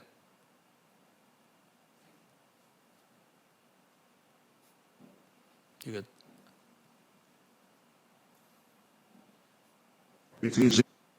예, 이게 이제 뭐 이찬수가 이거 왜 놨겠습니까? 제가 이제 챗GPT가 만든 맞춤형 설교, 저는 긍정적으로 막 이야기합니다. 이유가 뭐겠습니까? 온라인 성찬이 가능하다고 말한 거하고 같은 취지예요. 새로운 기술 자꾸 부정적으로 보지 말고 긍정적으로 보는 좀 그런 훈련을 하라는 뜻의 이야기를 하는데, 여러분 이게 이찬수 얼굴이죠? 아십니까? 죄송합니다. 이찬수 얼굴 제 친구라서 이야기했는데, 예. 그런데 실제로 이게 뭡니까? 컴퓨터 파일로 이걸 보면 이찬수 얼굴이 실제로 0하고 1밖에 없습니다. 0하고 1이 모여가지고 이찬수 얼굴도 내고 이찬수 목소리도 만들고 그러죠. 이게 다 디지털화 돼가지고 이루어지는 건데, 사람들이 챗GPT가 한 설교에 은혜가 있냐? 그럼 제가 이제 그런 얘기를 합니다. 이찬수 동영상을 봅니까? 본대요. 은혜 받는데. 그 이찬수 동영상은 그거 다 0하고 1입니다. 0하고 1 보고 지금 은혜 받은 거예요. 이찬수 아닙니다, 이거는. 왜 은혜 받습니까? 0하고 1은 뭐 이찬수 목소리와 이 영상으로 은혜로 말씀을 전해주고 그러는데, 챗GPT도 마찬가지인데, 너무 오래 하면 안 되겠다. 뭐라 하려나 나중에. 챗GPT도 기계가 편집을 하죠. 그래서 기계가 편집한 그 성경 해설, 예화 이런 것들을 만드신 분들은 기도하고 열심히 연구해서 성경 강해도 만들고 잘 다 만들어 놓은 거예요. 챗GPT는 그냥 편집하는 게 불과합니다. 그렇게 만든 자료를 편집하는 거하고 이찬수가 실제로 설교한 내용을 기계가 0하고 1로 바꾼 거하고 큰 차이가 뭐냐? 자, 그렇게 이제 질문을 하는 거죠. 그런 기술에서 너무 부정적으로만 보지 말고 조금은 좀 긍정적으로 진취적으로 보자, 그런 차원로 이야기를 하고, 그 다음에 제가 이제 그런 이야기를 하는 또 다른 이유는, 제가 전 집에 TV가 없습니다. 친척 집에 뭐 아니지만 놀러 가면 TV를 좀 보는데, 한 번은 기독교 방송을 틀어놨더라고요. 설교를 듣는데 제가 억장이 무너집니다. 저게 무슨 설교인가? 만난이 교인이 모이는 교회 목사예요. 만담도 아니고 이거는 엉터리도 이런 엉터리가 없습니다. 근데 그런 설교 아멘 막 교인들은 모여들고, 저는 그거 보면 차라리 그냥 챗GPT 돌리기는 낫겠다 싶은 거예요. 챗GPT 설교 만드는 엉터리 설교 없습니다. 굉장히 잘 만들어줍니다. 아예 주문할 때 개혁신앙에 맞는 설교 개혁신앙 설교 만들어줍니다. 내가 뭐 조용기가 좋으면 순복음 만들어주면 순복음식으로 만들어주고, 차라리 그게 낫죠. 제가 볼 때는요, 일반적으로 우리 한국교회 목사의 설교는 설교의 가짜 정보, 짧은 지식, 이데올로기, 만담, 듣기 좋은 소리, 축복 남발, 거짓 신학, 거기다 엉터리 성경 해석, 차고 넘칩니다. 그럴 바에는 나는 기계 돌리면 차라리 낫겠다. 기계 돌리고 딥페이크 이용해가지고 목소리는 이선균, 얼굴은 강동원, 쫙 얼마나 은혜가 되겠습니까? 이선균 씨는 가셨죠. 좀 아이고 안타까운데. 예, 이 정도 일단 우리 유물로 넘어가겠습니다. 지금 마이크로 처치 이야기인데, 자, 제가 이 챗GPT 가동하는 장면을 지금 여기 가지고 왔습니다. 여러분, 이게 조작해 놓은 거 아시겠습니까? 챗GPT는 원래 우리가 요구하는 대로 완성된 파일을 우리에게 줄 수도 있습니다. 근데 이 챗GPT를 만드는 사람들이 일부러 타자 치는 것처럼 보이게 이렇게 조작을 해놨어요. 왜냐하니까 내가 마치 안에서 살아있는 사람이 나한테 타자를 답을 주는 것처럼 느끼라고 일라이자 이펙트를 의도하는 거예요. 정서적 교감을 갖도록 그렇게 이제 시도를 하는 건데, 문제가 뭐냐니까 이런 식으로 조작하면 우리가 넘어갑니다. 맞지? 나도 모르게 이 안에 뭔가 사람이 있는 듯 뭐 그렇게 생각을 하지 않죠. 그렇지만 막연한 그런 느낌이 나한테 오게 돼 있는데, 앞으로 이제 인공지능이 하는 게 이제 이 뇌과학을 통해서 이루어지게 되는데, 뇌과학은 아까 말씀드린 것처럼 유물론입니다. 인간의 의식이라고 하는 건 따로 있는 게 아니고 신경세포의 활동에 불과하다. 제가 보기를 들 때 손으로 많이 배웁니다. 제가 손이 이렇게 움직이면 움직이는 것도 우리 운동이라고 부르잖아요. 운동. 운동은 원래 있는 겁니까 없는 겁니까? 이렇게 움직이면 손이 없으면 운동은 그냥 사라집니다. 손이 있으니까 손이 왔다 갔다 하는 게 운동입니다. 뇌과학하는 분들이 의식을 설명할 때 그렇게 설명합니다. 신경이 있고 신경이 움직이는 활동이 의식이다. 의식이 따로 있는 게 아닙니다. 신경이 없어지면 의식도 없어지고, 신경은 없는데 의식만 따로 있을 수가 없지요. 그럼 문제는 뭡니까? 이거 인간의 의식이라고 하는 것은 이게 인간의 뇌 속에 들어있는 수학이다. 수학, 물리, 화학에 불과하다. 이런 식으로 주장을 하는데, 그럼 당연히 영혼이 있나? 영혼은 없지요. 있을 수가 없죠. 자기들은 물질뿐이니까. 그래서 이제 논쟁이 벌어집니다. 인공지능이 미래의 의식을 가지고 있느냐? 다시 말하면 이게 생각하는 인간의 필적하는 생각하는 기계인데, 여기에 대한 예상이 극과 극으로 나뉩니다. 절대 안 된다는 사람이 있고 반드시 된다는 사람이 있고 중간은 별로 없어요. 왜 이렇게 극과 극으로 나뉘냐니까 세계관이 다르기 때문에 그렇습니다. 크리스찬들은 절대 안 된다 쪽이죠. 인간의 의식은 하나님 주신 것이고 하나님 앞에서 나중에 책임을 져야 되고 심판을 받아야 되는 건데 영혼이잖아요. 그런데 유물론자들은 반드시 된다고 믿습니다. 왜? 자기들이 믿고 있는 우주의 발전은 유발 하라리가 말하는 것처럼 그냥 흘러 물질적인 발전을 통해서 지금까지 왔기 때문에, 인간도 원래는 세포 하나에서 발전해가지고 의식도 없다가 생겼다. 그러니 인공지능도 지금 같은 과정을 밟고 있는데 얘들 의식 안 생긴다는 보장이 없지. 자기들도 확실한 겁니다. 이렇게 이제 의견 차이가 나타나게 되고, 여기서 진짜 문제가 되는 게 뭐냐? 팩트하고 페이크가 왔다 갔다 하는데, 아까 말씀드렸죠. 인공지능이 가지고 올 문제 1번이 거짓 정보가 넘쳐날 거다. 진짜 신광이 뭐냐니까, 인공지능이 사람을 정말 닮은 그런 단계로 갔을 때 그거 가짜입니다. 진짜 아니고, 아까 챗GPT 타자 치는 거 조작한 것처럼 조작해 놓은 그런 거예요. 마치 지식을 가진 듯, 그 다음에 감정이 있는 듯, 그 다음에 의지가 있는 듯, 얼마든지 조작할 수 있습니다. 그런 물건이 나왔을 때 이게 사람이다 했을 때 우리 사람이 아니라고 말해야 되는데, 그 밝힐 수 있는 방법이 없습니다. 진짜와 가짜를 구분해낼 수 있는 방법이 없는 거지요. 앞에 우리 일라이자 효과 봤잖아요. 그래서 제가 볼 때는 이것이 나중에 기본적으로는 이제 싸움이 납니다. 하나님의 창조가 진리냐, 아니면 진화론적 발전의 진리냐. 여러분, 진화론은 단순한 생물학 이론이 아니고 세계관입니다. 무슨 세계관이냐니까 유물론적 세계관입니다. 물질만 있었고 그 물질이 저절로 발전해서 의식도 생기고 오늘 우리까지 왔다. 이게 이제 진화론적 세계관입니다. 유발 하라리가 대표적인 사람이고, 안 믿는 사람들은 대부분 다 이런 세계관을 가지고 있습니다. 우리는 동의할 수 없죠. 우리는 모든 영혼 하나님이 주시고 고유하고 그렇게 믿고 있습니다. 나중에 그런데 이제 이것이 인공지능이 정교한 모양을 갖추고 의식도 갖고 의식인 것처럼 보이겠죠. 의식이 아니고 그걸 갖추고 우리가 딱 나왔을 때 어떻게 될 수 있냐. 지금 여러분 인공지능 기술만 발전하고 있는 게 아니고 모든 학문이 동시에 발전합니다. 로봇 공학, 보스턴 다이내믹스 비디오 좀 보셨습니까? 요즘 로봇 기가 막힙니다. 보스턴 다이내믹스 아마 LG 소유죠. LG가 돈 주고 샀지 아마 그 로봇 엄청나게 발전했습니다.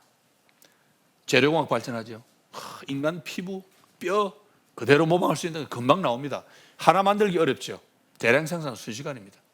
그 다음에 유전학, 뇌과학, 나중에는 인간 속에 실제로 DNA를 조작하고 집어넣고 해서 뭔가를 만들어낼 가능성도 충분히 생각해 볼 수 있습니다. 워낙 빨리 발전하고 있기 때문에. 그래서 이런 걸 생각해 볼 수 있죠. 이거 뭔지 아십니까? 이거는?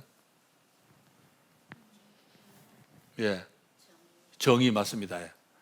강수현 씨 유작이라고 유명했는데 저도 이 미국에 개봉된 그날 바로 1위 했습니다. 넷플릭스에서. 아마 강수현 때문에 1위 한 것 같은데 내용 보면 별건 없던데 이게 이제 인공지능하고 인간이 섞여 있어요. 이 중에. 물론 인간이 다 연기를 하긴 하지만 인공지능이 나중에 지가 인공지능인지도 몰라요. 지가 사람인 줄 알아. 그런데 저는 충분히 가능한 추론이라고 봅니다. 그래서 미국에서는 지금 자 이거 누군지 아시겠죠? 라파엘로가 이 시스티나 성당에 그린 아테네 학당 그림인데 하나가 플라톤, 하나가 아리스토텔레스. 손을 위로 치게 들고 있는 플라톤, 진리는 저 하늘에 있어. 아리스토텔레스 아니야 땅에 있어 이렇게 주장하죠. 서로 의견이 다른 겁니다. 지금 플라톤의 얼굴이 레오나르도 다빈치 얼굴입니다. 라파엘로의 스승님이에요. 라파엘로가 다빈치가 자기한테 원근법을 가르쳤어요. 그래서 스승님의 감사를 표시한 뜻에서 플라톤의 얼굴을 자기 레오나르도 다빈치 얼굴로 그렸다. 그런 일화가 있는데 중요한 건 철학자들이다. 지금 미국의 첨단 회사들이 인문학 전공자들을 지금 따로 뽑습니다. 컴퓨터 전혀 모르는. 그중에 철학 전공자를 계속 뽑아요. 왜냐하니까 앞으로 이제 논의가 일어날 겁니다. 인간이란 무엇인가? 어디까지 인간으로 인정해 줄 거냐? 이런 문제가 계속 나올 거기 때문에 미리 사람을 뽑고 있는 거죠. 아십니까 이거? 토킹 로봇 소피아. 그래 처음에는 토킹 로봇 그래 지금은 2017년에 사우디아라비아 시민권을 받았습니다. 이 로봇가 명예 시민권이 아니고 진짜 시민권을 받았어요. 그 나라로부터. 인간도 인정한다는 뜻이잖아요. 저는 궁금한 게 2018년에 한국을 방문했더라고. 이 여자 지문은 찍었나 궁금하더라고. 사람이 지문 찍어야 됩니다. 근데 시민권은 있어요. 이 소피아가. 이런 문제 앞으로 이건 진짜 아무것도 아닙니다. 앞으로 점점 복잡한 문제들이 나오게 될 텐데 저는 대비를 해야 되는 거죠. 특별히 우리 영혼의 문제들. 근데 문제가 뭐냐 하니까 영혼이 있냐 없냐 증명 안 됩니다. 자유가 있냐 없냐고 똑같은 거예요. 영혼이 있는지 없는지 우리 증명 못합니다. 인간이 죄인이냐? DNA 분석해가지고는 답이 안 나옵니다. 성경이 선포하니까 죄인인 거지. DNA 아무리 분석해도 모르는 거지요.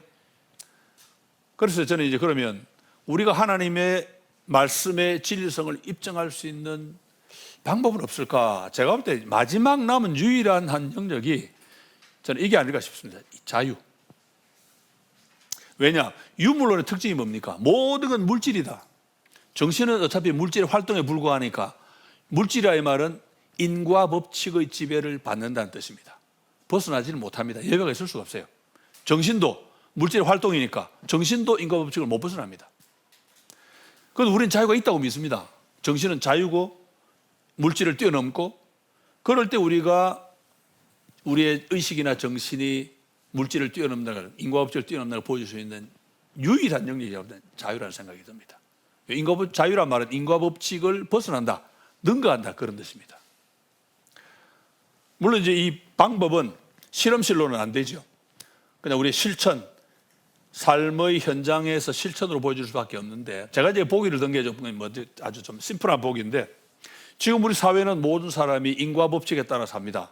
제일 대표적인 게 돈의 인과 법칙. 아까 말씀드린 대로 기승전 돈의 인과 법칙에 따라 살아가는데 예수 믿는 우리는 분명히 돈의 법칙에 따르면 이렇게 가야 되는데 우리 그래 안 가고 이웃 사랑의 방향으로 돈을 포기하는 방향으로 얼마나 갈 수 있다는 겁니다. 그럴 때 안 믿는 사람이 볼 때는 분명히 법칙에 따르면 저리 가야 되는데 왜 이 인간은 요리 가지? 궁금할 거 아니에요. 저는 그게 우리의 자유의 힘이 아닌가 생각이 들고 다시 말하면 내 것 할 수 있는 그 돈으로 남에게 주고 이웃을 사랑하는 그런 방법이지요. 돈뿐만 아니고 권력도 마찬가지입니다. 사람들은 다 권력 잡으려고 합니다. 왜? 억압하고 군림하고 싶어가지고 큰 소리 치고 싶어가지고. 근데 예수 믿는 사람 누군가 권력을 잡더니 군림은 안 하고 오히려 낮아지고 막 섬기고 한단 말이에요. 그런데 안 믿는 사람이 볼 때 저 사람은 권력의 인과 법칙하고 좀 다르게 행동을 한다. 저는 자유지요. 그리스도 안에 우리가 누린 자유. 왜? 주님이 이 땅에 오셔서 군림하지 않고 우리를 섬기셨으니까 나도 예수를 주로 믿는 사람은 나도 그러면 이 권력 섬기라고 생각하니까 섬겨야지. 안 믿는 사람 볼 때는 얼마나 웃기겠어요. 야 저거 할 수 있는데 안 하고 바보같이 말이야 섬기고. 저는 그게 이제 우리가 보여줄 수 있는 힘이 아닌가 생각을 하는 거죠. 그러면 여러 가지 방법으로 뭐 라멕도 언급을 했습니다만은 라멕은 자기 기분 나쁘다고 죽여버렸는데 우리는 기분 나빠도 받아주고 용서하고 오히려 사랑으로 품어주고, 이런 것들이 우리가 자유의 힘을 보여주는 그런 영역이 아니겠나. 우리가 뭐 믿음의 영역이 다 그렇죠. 안 좋은 일이 생기면 사람들은 다 낙심하고 좌절하고 불평하고 욕도 하는데, 예수 믿는 우리는 주님 은혜 가운데서 이것도 하나님 주시는 좋은 것이다 믿고, 안 좋은 상황 분명히 법칙에 따르면 저 욕이 나와야 되는데 감사가 나오고 찬양을 하고, 아멘 사람이 볼 때 야 저거 돌았나 싶겠죠. 근데 왜? 우리는 자유이기 때문에, 인과 법칙에서 자유롭기 때문에 그렇다, 이렇게 할 수 있는 거죠. 저는 이것이 우리 그리스도인이 보여줄 수 있는 가장 강력한 이 변증이 아닐까 생각을 하고, 주님이 말씀하셨잖아요. 마태복음 5장 13, 14, 15, 16절에서 우리가 착한 일을 하면 사람들이 그걸 보고 우리 빛을 비추는 거죠. 하늘에 계신 너희 아버지께 영광을 돌릴 거다. 우리가 하는 조그만 사랑의 선행이 뭡니까? 인과 법칙을 벗어나는 일이잖아요. 인과 법칙에 따르면 그렇게 하면 안 되는데, 자유가 있기 때문에, 은혜를 받았기 때문에 벗어나면 그걸 통해서 인간이 얼마나 존엄한지도 보여주고, 그와 동시에 인간을 그 존엄하게 만드신 하나님 아버지께도 영광이 돌아간다, 그런 것인데, 저희 챗GPT 시대에 아까 우리 설교 관련 말씀드렸지만 지금은 정면 승부 아니면 안 됩니다. 적당히 안 됩니다.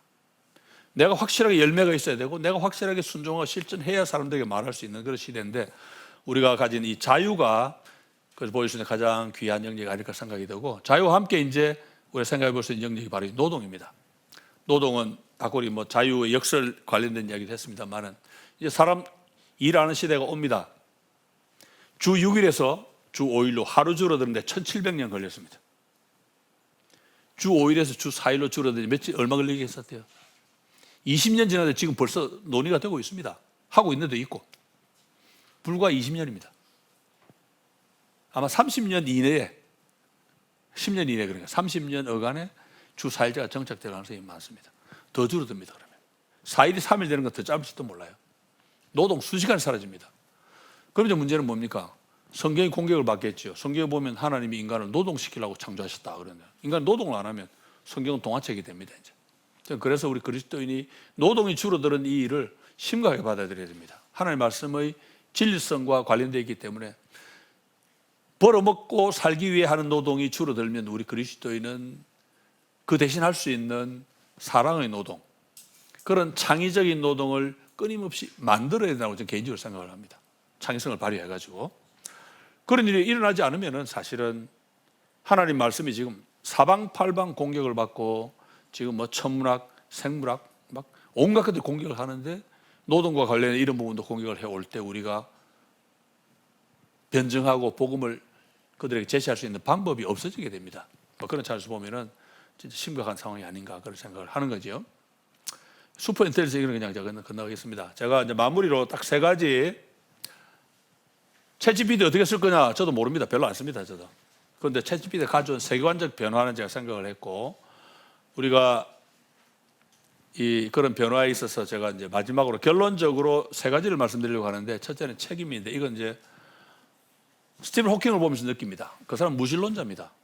그런데 인간의 지성인 하나로서 인류의 미래를 걱정하고 그 인류를 미래 위험으로도 건지려고 몸부림치다가 갔습니다. 물론 그분은 휠체어에 있는 분인데, 저는 그분을 보면서 부끄러움을 많이 느끼죠. 그분은 하나님부터 명령받은 거 없습니다. 우리는 하나님부터 명령을 받았습니다. 피조물을 잘 통치해라.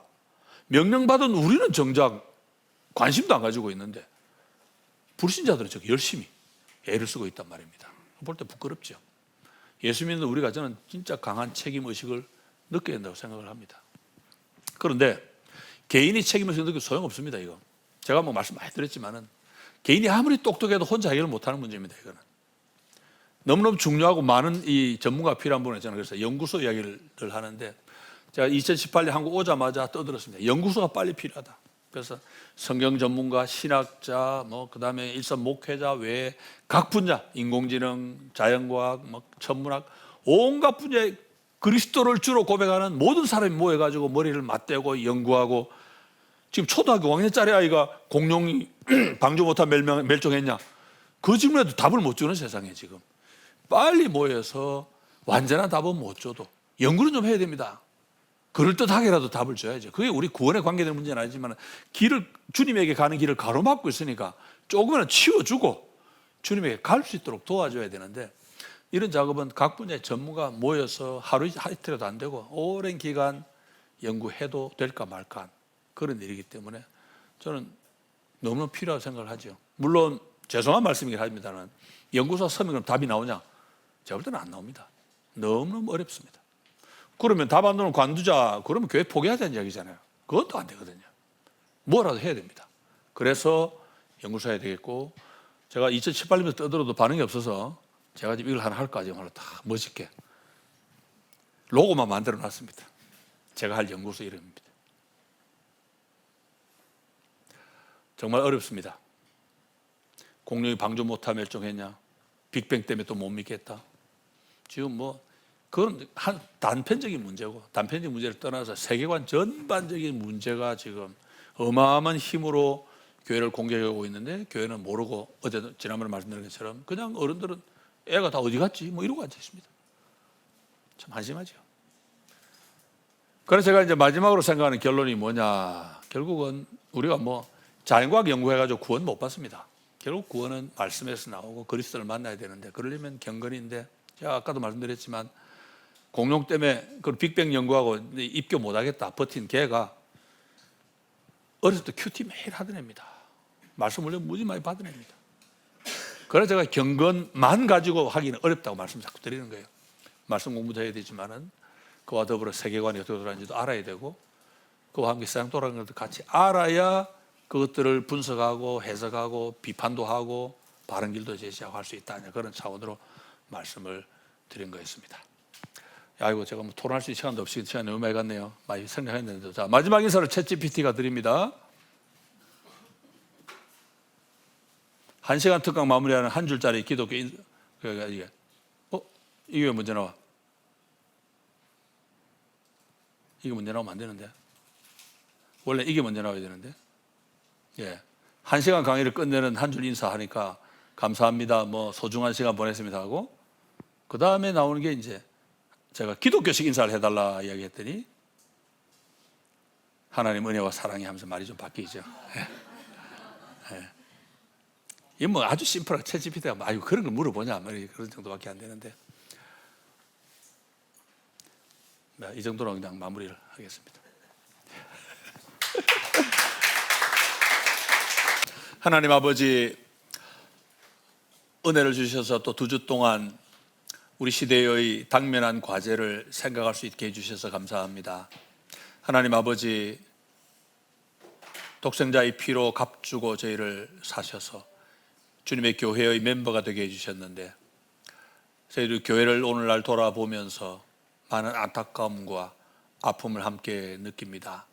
하나님 아버지 저희의 불충함과 부족함을 용서하여 주시고 저희가 이 시대를 바라보면서 하나님의 부르심이 무엇인지 생각할 수 있는 지혜와 용기를 허락하여 주시기를 원합니다.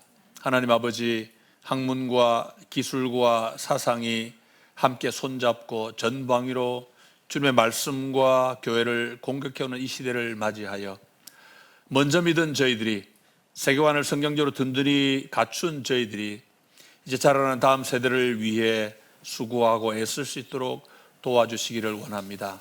너무 많은 시간을 허비하였고 너무나 큰 손상을 이미 교회가 입었습니다. 하오나 하나님 포기할 수 없는 이 일을 지금이라 제가 시작할 수 있게 도와주시고 저희가 움직임에 했을 때 주님이 저에게 지혜를 주시고 용기를 주시고 갈 길을 알려주셔서 갈 길 몰라 방황하는 어린 영혼들 또 아직 주님을 모르는 많은 영혼들과 바른 대화 바른 된정을 나눌 수 있게 도와주시고 그들의 길을 가로막는 모든 장애물들을 하나하나 제거하고 그들이 말씀 가운데 주님을 인격적으로 만나 주님의 구원을 받고 주님 백성이 되는 놀라운 역사가 일어날 수 있도록 주님 은혜 베풀어 주시옵소서. 함께 해주시고 감사합니다. 저희가 앞으로 나아갈 길에 주님이 함께 하시고 선한 손길로 인도하여 주시옵소서.